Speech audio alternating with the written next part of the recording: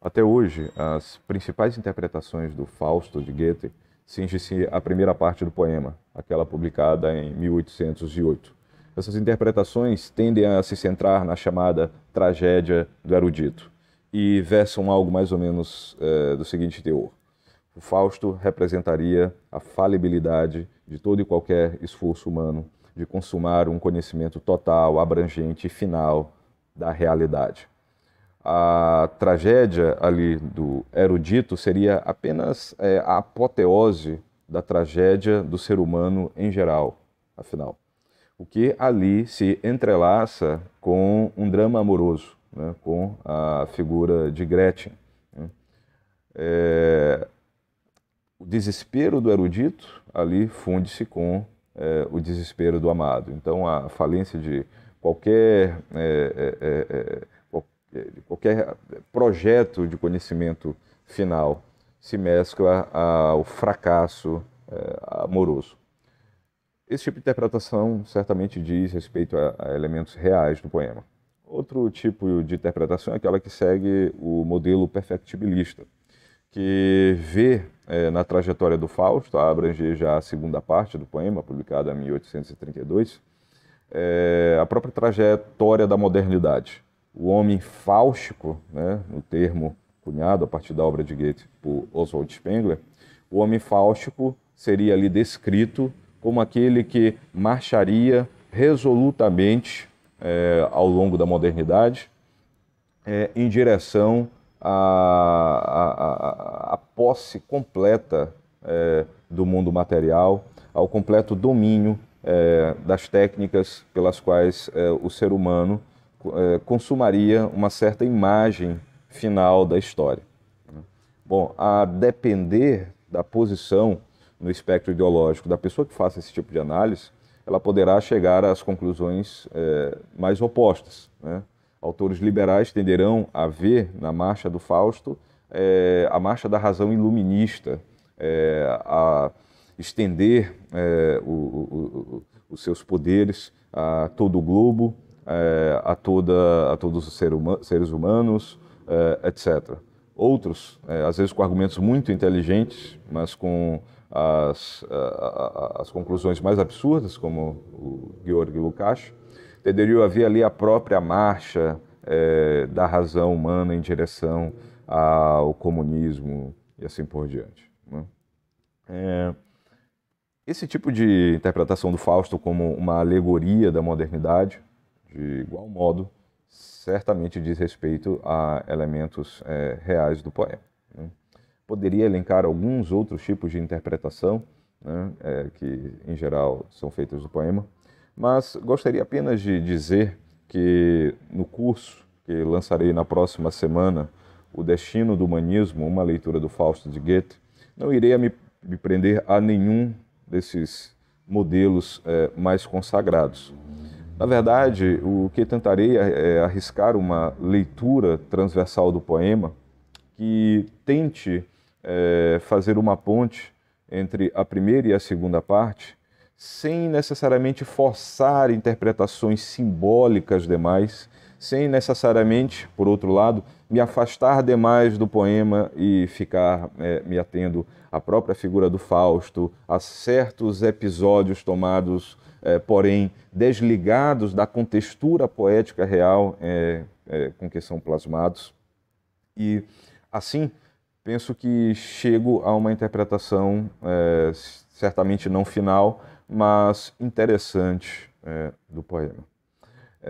Eu acredito que boa parte da tragédia, ou das tragédias, como em geral se fala que são várias tragédias do Fausto ali dentro do poema, eu acredito que essas tragédias elas têm um eixo em comum. E esse eixo está nas críticas que o velho Goethe faria à própria tradição humanista. Essas críticas elas não precisam ser rastreadas, embora possam, em outros escritos do autor. A tragédia do conhecimento posta ali no Fausto não é apenas a tragédia do conhecimento em geral.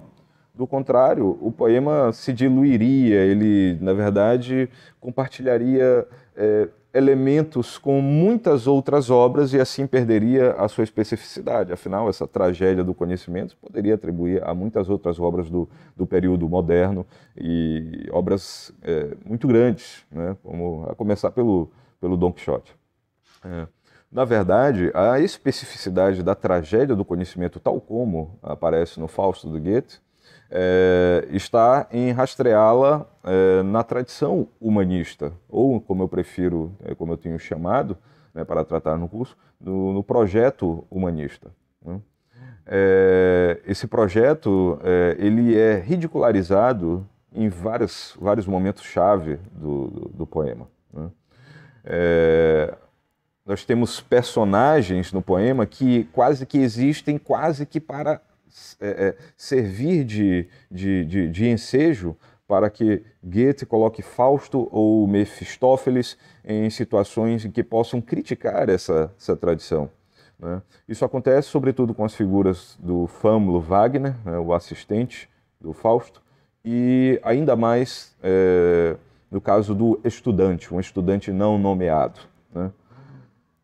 Cenas do poema que soariam exóticas, né, se tomados à parte dessa crítica, como a cena do laboratório, no segundo ato da segunda parte do poema, elas surgem translúcidas se lidas à luz dessa crítica goetheana do projeto humanista. Vocês podem se informar um pouquinho a mais do que penso a respeito em 3 textinhos que publiquei, estão no meu feed, com o título de Humanismo e Autoironia, né? Eu irei estender os argumentos ali lançados através da leitura de, claro, não todo o poema de Goethe, mas de partes que considero as mais fundamentais e as mais fundamentais para essa interpretação. E sim, nesses casos eu faria uma leitura cerrada dessas cenas do poema, após, claro, dar uma visão geral do andamento da obra e das formas de que o autor se vale nela, para assim avançar a analogia que faço entre o pacto fáustico, tal como na obra de Goethe, e aquela chamada, aposta de Pascal. A minha ideia-chave é que a tradição humanista traz implícita uma espécie de nova aposta de Pascal, e que Goethe, consciente ou inconscientemente, no seu Fausto, acabou por nos explicitar isso, né? Esse é o ponto para o qual irá convergir a minha análise. Um ponto pelo qual já me afastarei um pouco do poema, tendo feito a análise dele, e assim partirei para uma análise filosófica da questão. Pois bem, como disse, o curso será lançado na próxima semana, voltarei a fazer algumas postagens a respeito, espero poder contar com você lá. Até mais.